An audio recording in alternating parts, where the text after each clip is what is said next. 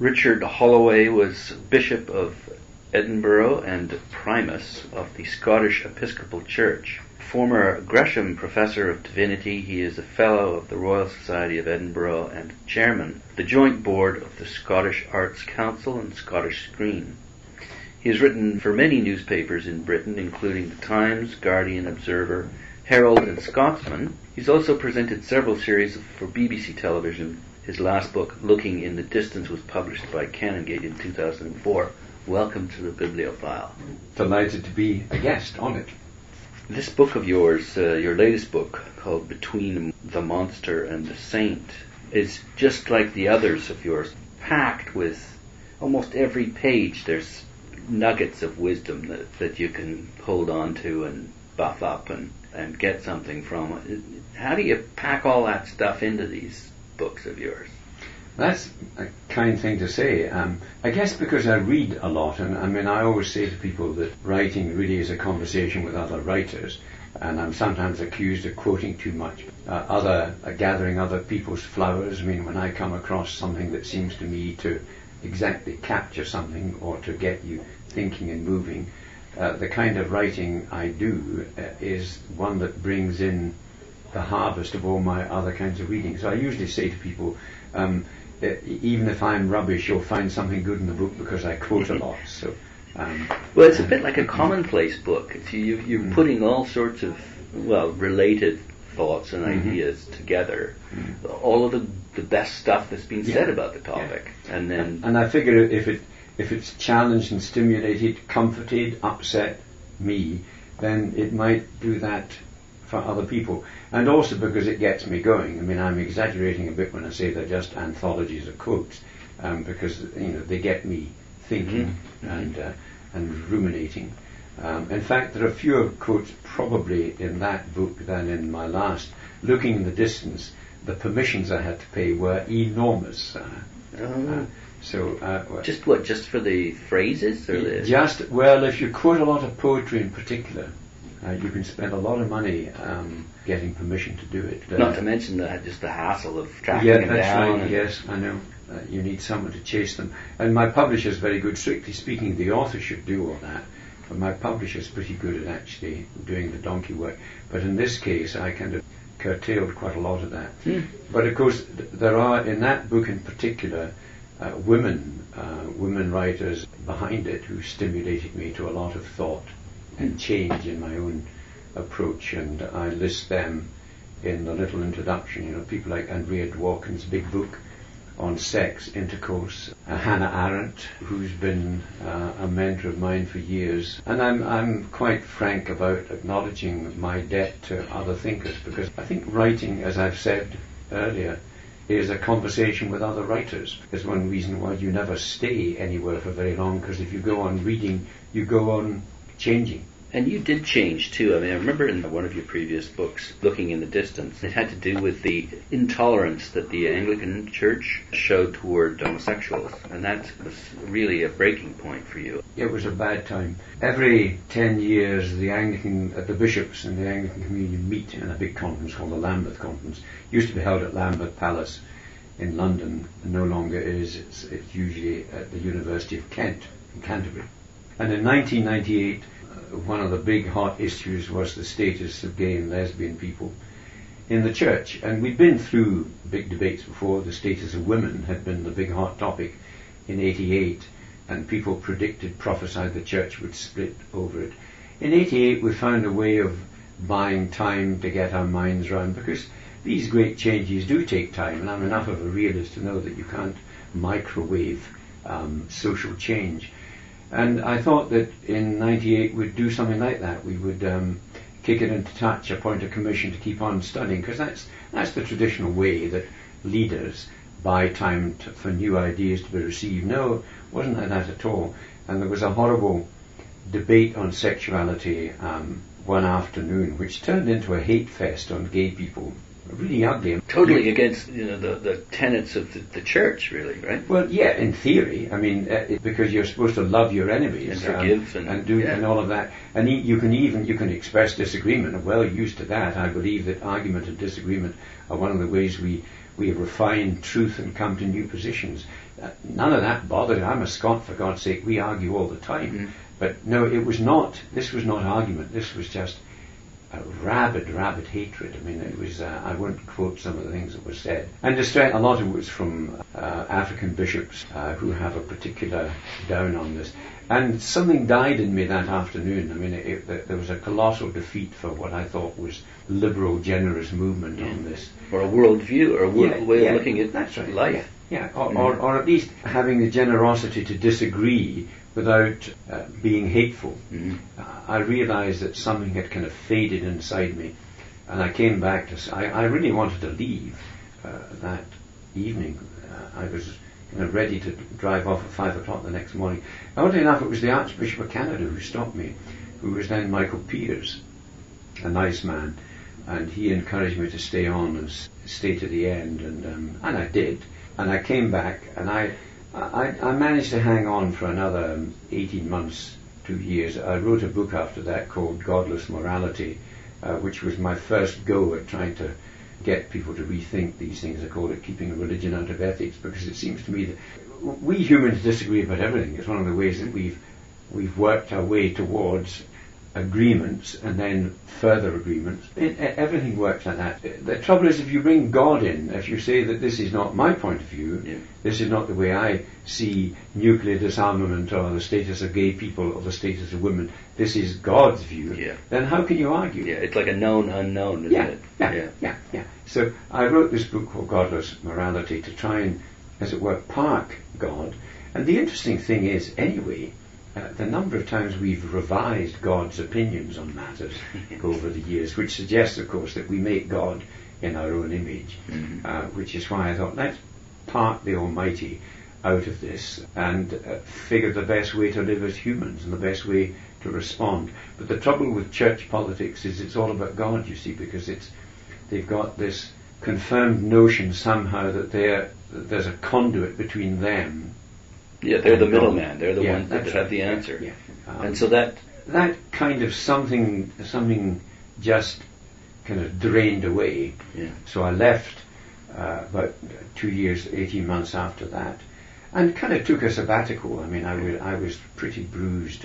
I think I must have been in a state of psychological as well as theological shock, and I needed a break, and I wanted out of an institution that believed in official truth as opposed to having a passion for truth. But the trouble with official truth is that it, by definition, ceases to be truthful when new truth comes round the corner. Or different truth. Or different truth. And I wrote a series of books after that, and I upset a lot of people because I was a hopeful figure to a lot of people, helping them to stay on, as it were, in the church, and they thought, he's gone, he's left us. And you're a formidable polemicist. Yeah, and I was also quite good, I think, probably in my own struggles, finding ways of hanging on in there, finding a kind of rhetoric that enabled doubters and agonizers to hang on, as it were.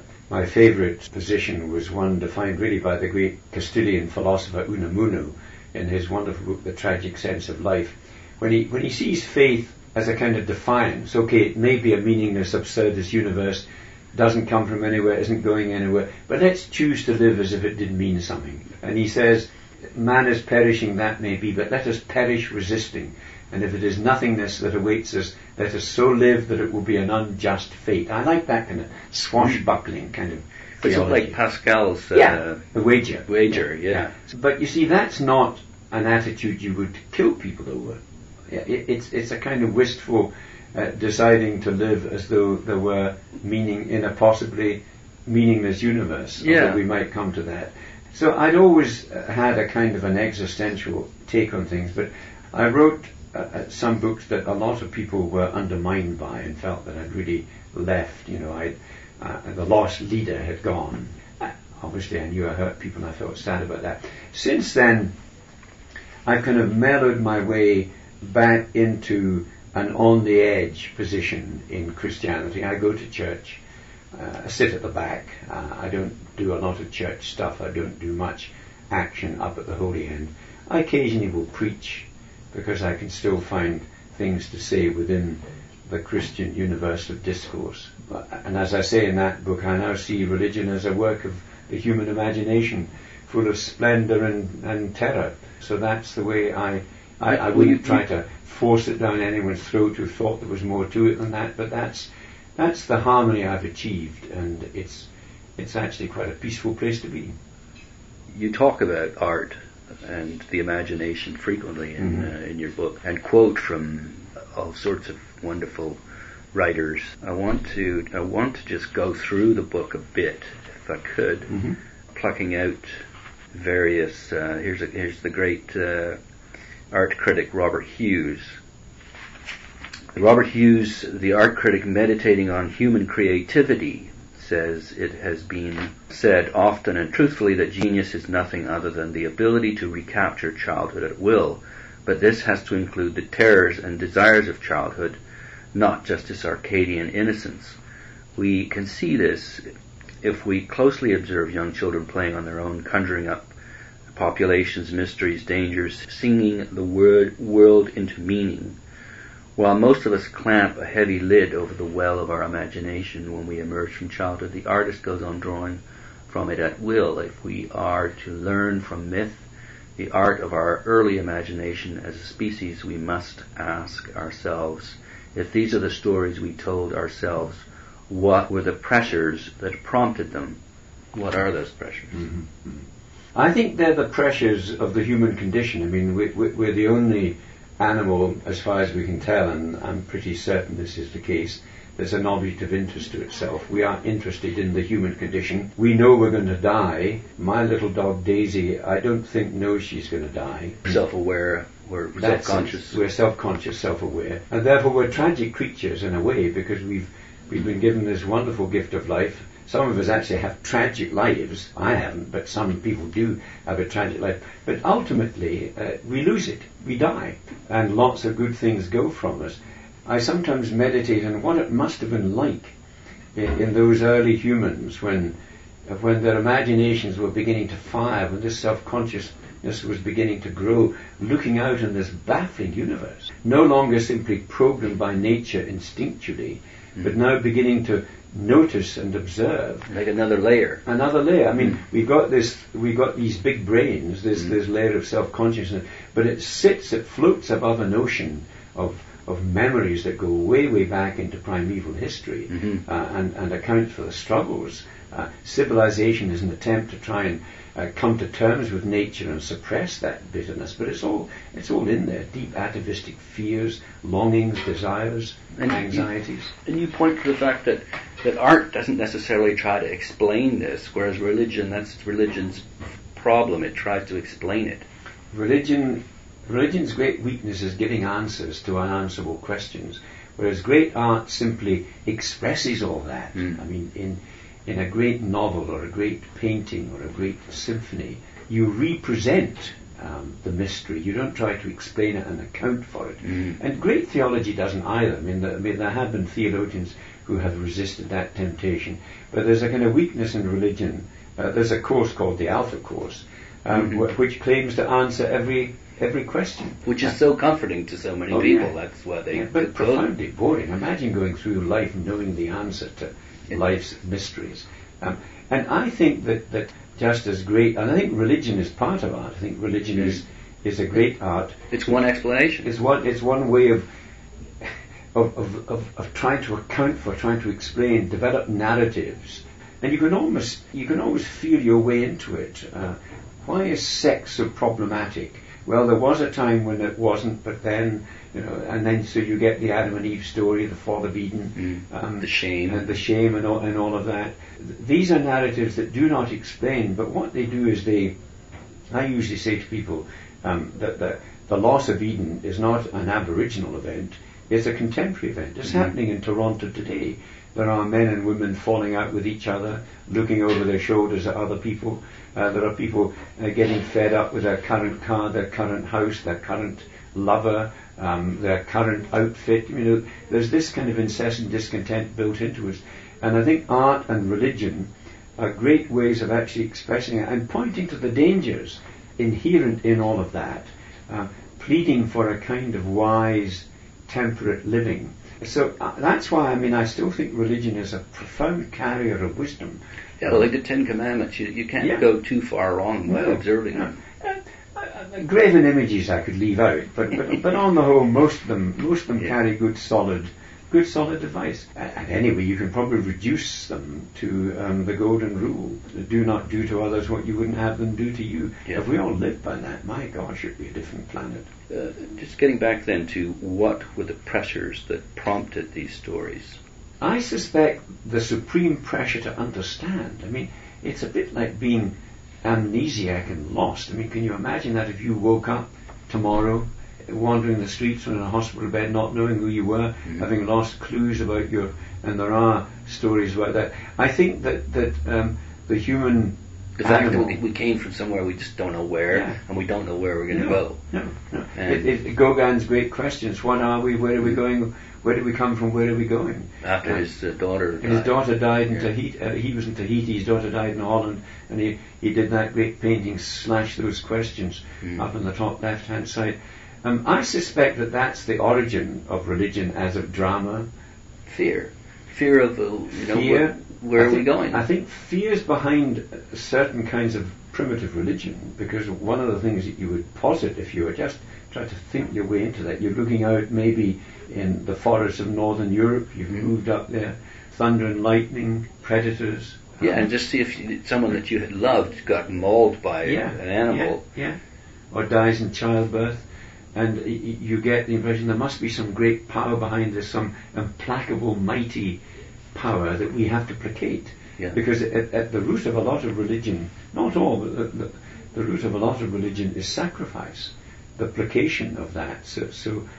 And gradually, I think, over the centuries, you kind of refine your understanding. So you actually, in some cases, you refine yourself right out of theism altogether, that there isn't anything out there in that sense, but the universe is undoubtedly mysterious and doesn't explain itself, which is why I'm not an atheist, because I think atheists, have taken a step too far into a kind of certainty. I think the universe, why there is something and not nothing, is, that's insoluble. And even if you can get back... You can't go either way. No. Even if you get back beyond the Big Bang, you're going to ask, well, where did that come from? Yes. So if you go into God as the answer, you then have to ask, well, where did God come from? And of course they then allied that, theologians will, because they cheat actually. They say, well, God is self-existent, God is the uncaused cause, and so what you've done is you've limited by definition there. But if you go into the other, it came from nothing, that's equally baffling. Yeah.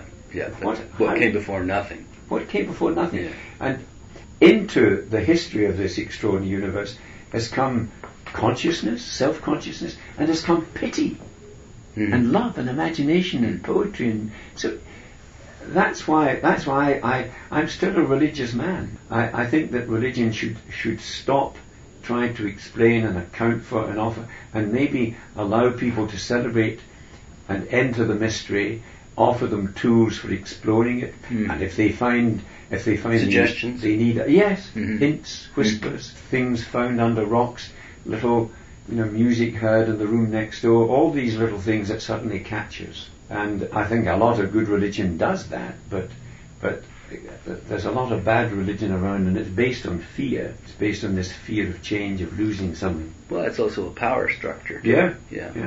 Well, of course, I was in the power structure. There's no doubt at all. Top of it. The clergy, and it's one reason why I sympathise with them, because they, for whatever reason, they feel called to this job, and they feel called to fill churches, to explain to people, to offer them comfort and advice and explanation. Advice on things like sex and marriage. Which Oh, I know. Totally unqualified to give. Yeah.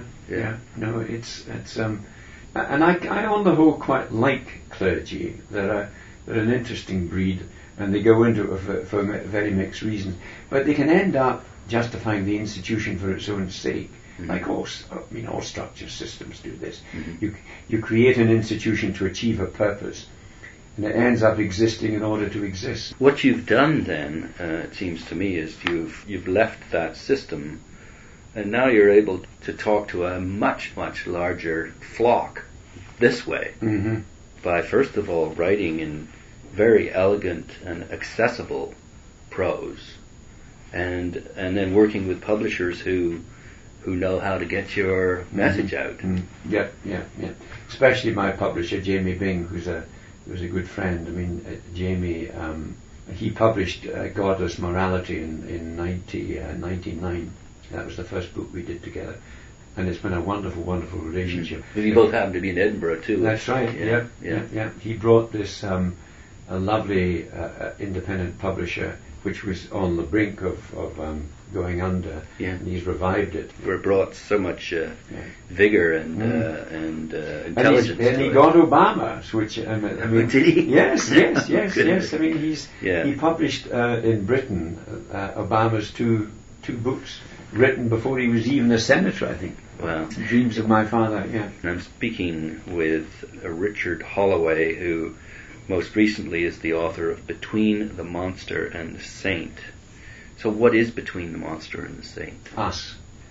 Get a quick thumbnail sketch of the book. In a sense, you could say there's the monster and the saint in each of us. The good and the bad seed. The good and the bad seed, the pressure to go dark or to go light. Most of us are just in the muddled middle. I mean, I think there are undoubtedly some really seriously bad people in history, however you account for them.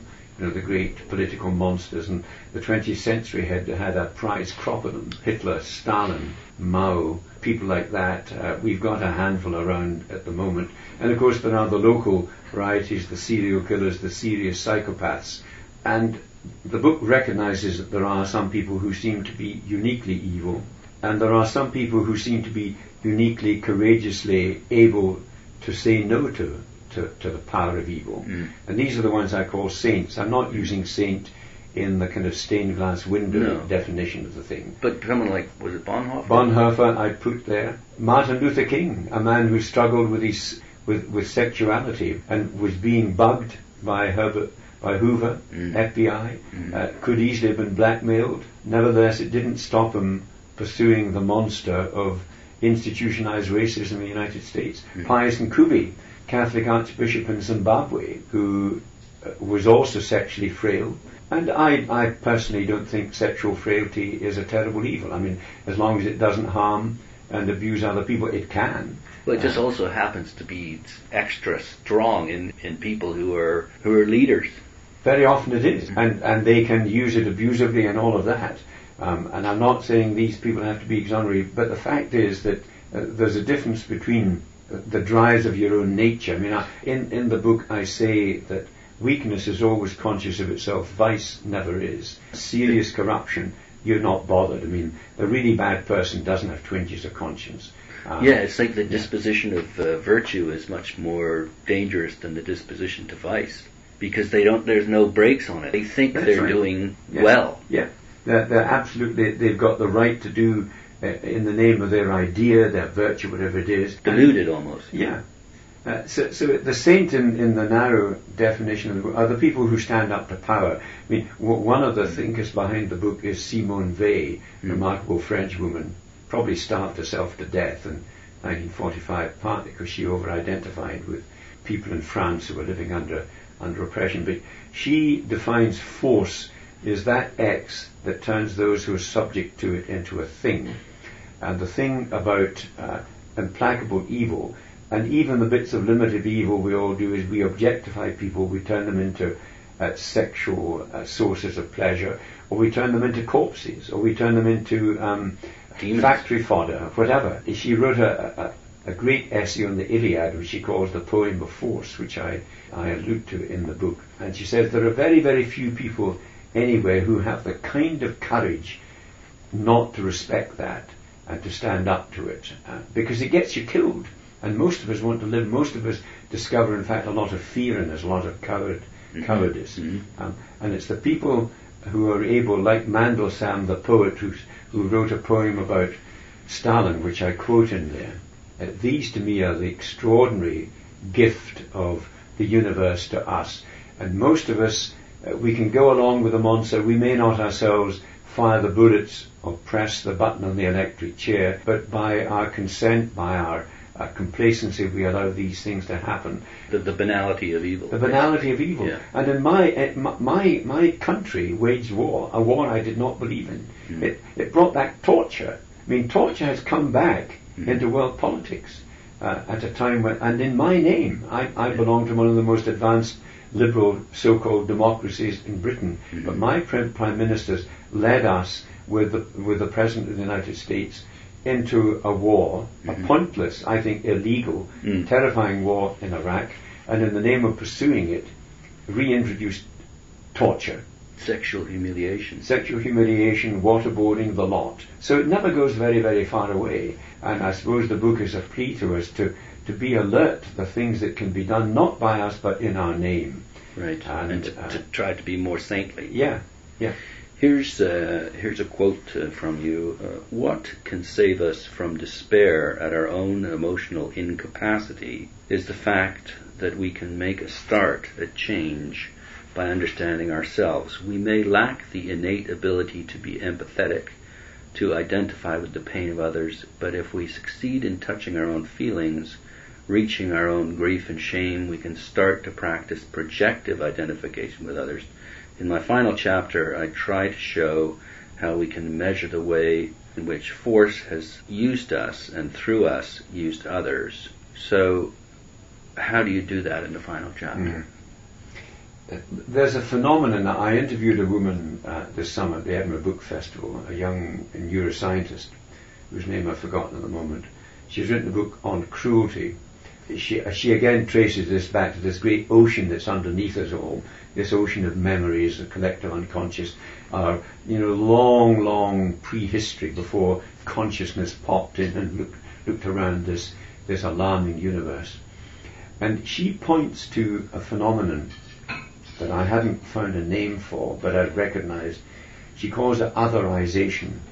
One of the ways in which we are able to be cruel to others is we otherize them. They're not like us, they're packies, they're black people, they're fags, they're bitches. You give yourself permission to do the terrible thing by otherizing, by doing the dehumanizing. The axis of evil. All of that kind of rhetoric, because it's easier to shoot people up if you're not in touch with their humanity. The book ends with a plea to all of us to get in touch with our own fallible, flawed, broken humanity, thereby maybe by finding, because a lot of us aren't very compassionate towards ourselves. We're riddled with guilt, we've done things we're ashamed of, we beat up on ourselves, we think we're, in the language of the prayer book, miserable sinners. Low self-esteem. All of that can do terrible things to our relationships. So the book to some extent is a plea for pity, but starting at home. I don't quote, I think, in it, but I love the lines from Gerard Manley Hopkins. My own heart let me more have pity on. Let me live to my sad self hereafter kind.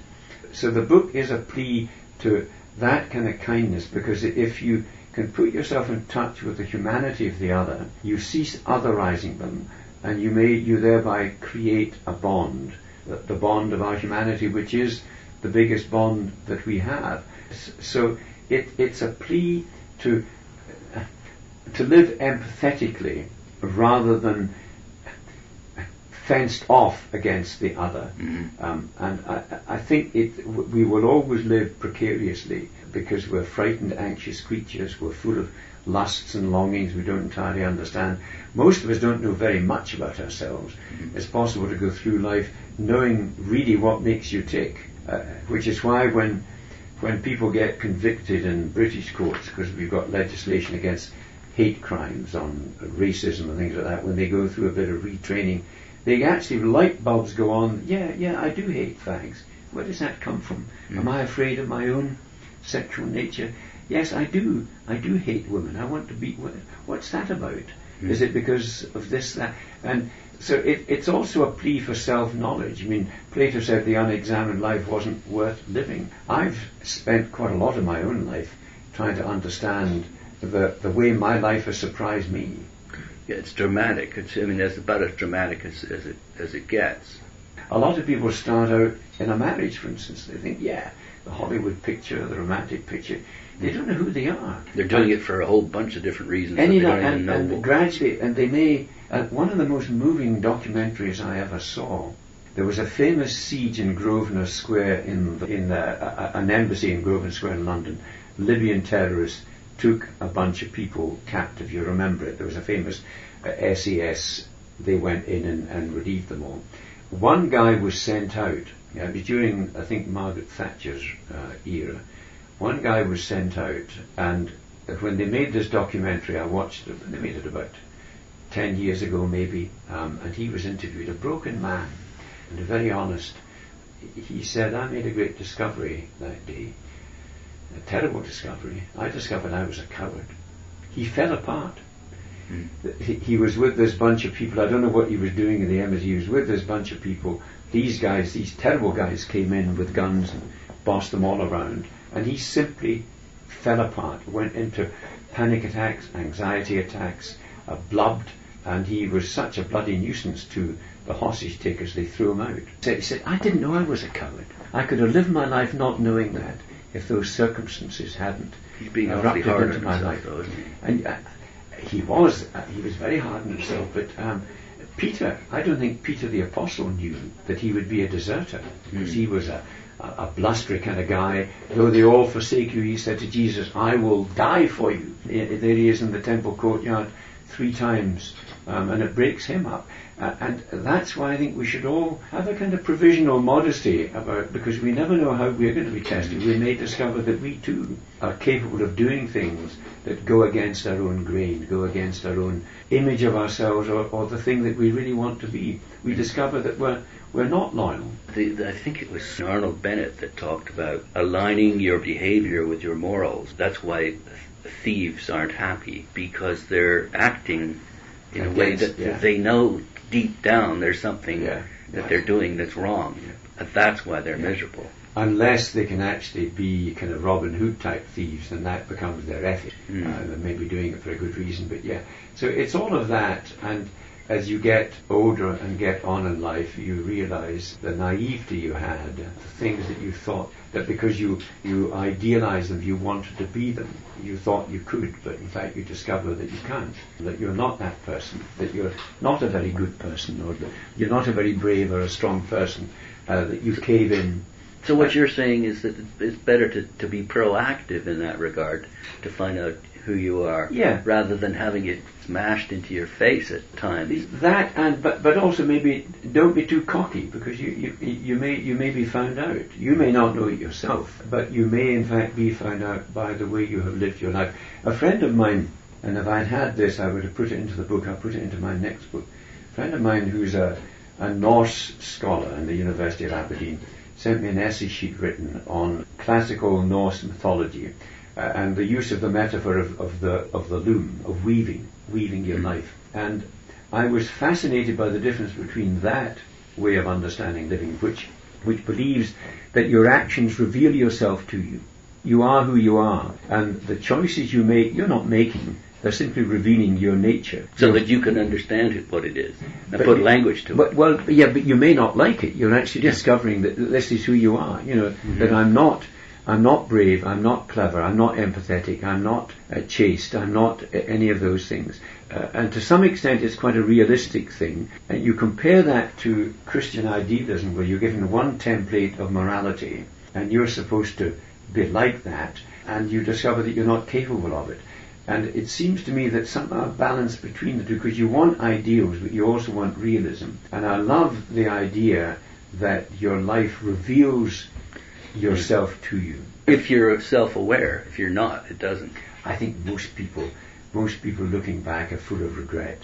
They have a lot of regret. And what a sad way to live your life. What a sad way to live your life. Because they didn't think it would be like that. They didn't think they'd let their kids down. They didn't think they would fail at this or fail at that. But it's sounding kind of miserable, though. I mean, there's something to be said for being confident in your life, too. Yeah. There's something to be, even if it is an effort or you're sort of faking it, there's something to be said for believing in yourself, even if you've got doubts. Knowing yourself and trying to live as confident, but not live delusionally. Loving yourself, forgiving yourself. We are to love our neighbour as ourselves. A lot of us don't love ourselves enough. It's one reason why I think there's so much hatred, because a lot of people who hate themselves then become haters. So the book is a gradual plea for self-awareness, self-forgiveness, and through that, tolerance and compassion towards others. Final question. Tolerance and respect of others, but also the way that we treat animals.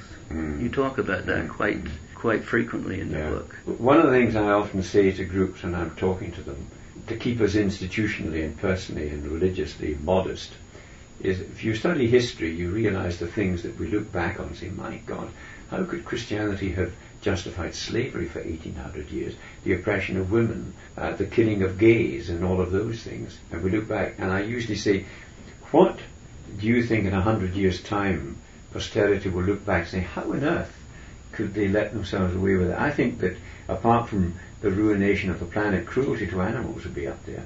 You know, our lust for cheap food, the fact that we deprive the animals that we live off. I'm not arguing for a kind of universal vegetarianism. I think life is a tragic symbiotic food chain in a way. But what gives us the right to deny hens, chickens, a life? Turkeys, the turkeys that I enjoy at Thanksgiving and Christmas. I want them to have had a life before they end up on my dining room table.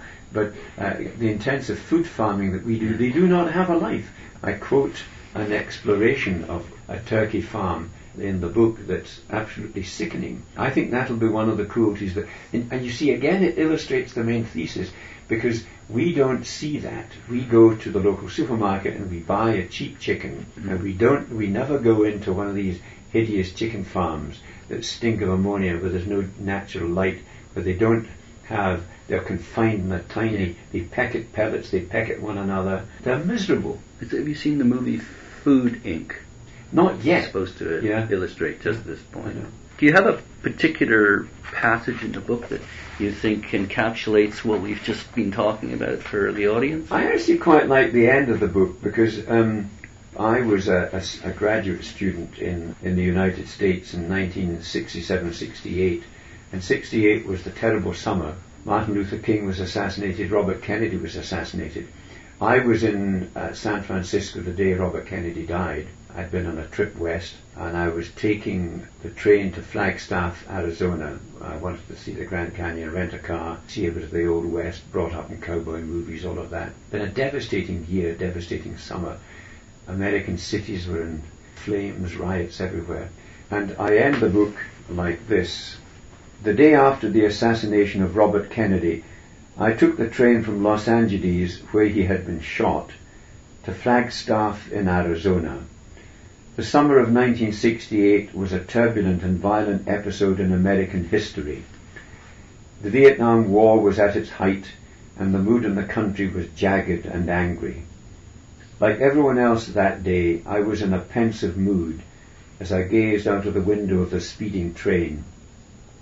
I picked up the book on my lap, Arthur Koestler's Darkness at Noon. The epigraph came as a gift that calmed my spirit. It was from Dostoevsky. Man, man, one cannot live quite without pity. If my book has a single message, that is it, though I prefer the stronger word empathy, the ability not only to feel for the afflicted, but to feel with them. It is the possible remedy for the knowing and unknowing cruelty we do against ourselves and the other creatures with whom we briefly share the earth. One cannot live quite without pity. However great as that word is, I do not want it to be my last word. My last word has to be gratitude. Gratitude for being, gratitude for the fact of a street corner at all, which is an allusion to a quotation from a great book, The Line of Beauty by Alan Hollinghurst, and it's about a gay man who's pretty certain he's got AIDS, he's HIV positive, and he leaves the house knowing that he's pretty certain, and he suddenly realizes his unconditional love of the world, his love of being, gratitude for a street corner at all, and I quote that in here. It shows ingratitude and a lack of imagination to spend the life we've been given stamping literally or metaphorically on the lives of others, or sneering contemptuously at how they have chosen to make sense of theirs. It is a harsh world, indescribably cruel. It is a gentle world, unbelievably beautiful. It is a world that can make us bitter, hateful, rabid, destroyers of joy. It is a world that can draw forth tenderness from us as we lean towards one another over broken gates, another allusion to a great Tennessee Williams play about sad people who support one another and lean towards one another over broken gates. And I love these characters in literature who are wounded and flawed and find support in others and compassion. It is a world of monsters and saints, a mutilated world, but it is the only one we have been given. We should let it shock us, not into hatred or anxiety, but into unconditional love. That's how the book ends. I love life. I love my Scotland. I love your Canada. I love literature, people, and I think that if we somehow just heated up the gratitude factor in life, we would do less damage to each other. Well, I'm very grateful you spent the last hour talking to me about your book, and thank you for writing it. Thank you for talking to me, Nigel. It's been a rare privilege and a pleasure. Thank you so much. Thank you. Richard Holloway was Bishop of Edinburgh and Primus of the Scottish Episcopal Church. He has written for many newspapers in Britain, including the Times, Guardian, Observer, Herald, and Scotsman. The book that we've been talking about is called Between the Monster and the Saint. Thanks again.